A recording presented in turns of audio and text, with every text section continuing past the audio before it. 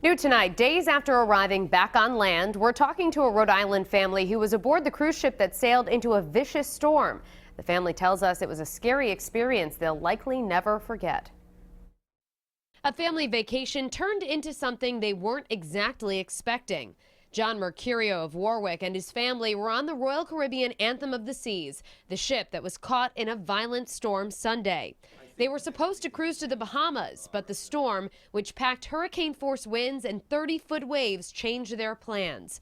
The family noticed something was wrong Sunday afternoon while eating at a cafe on the ship. We noticed we had to hold our plates down and our cups because they were sliding all over the table. We started hearing all the dishes breaking, food flying everywhere, people falling. All passengers were instructed to return to their cabins and stay there, with the captain saying he'd update them every 2 hours.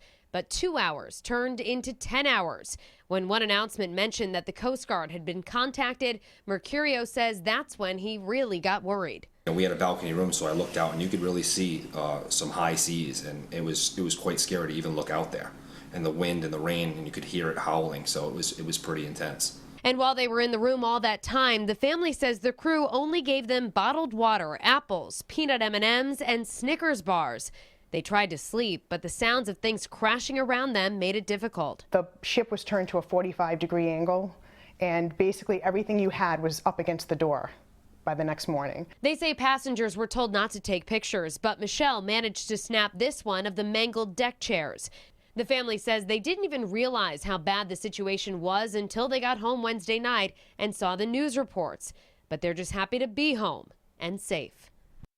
And Royal Caribbean is issuing all passengers a refund and 50% off their next cruise.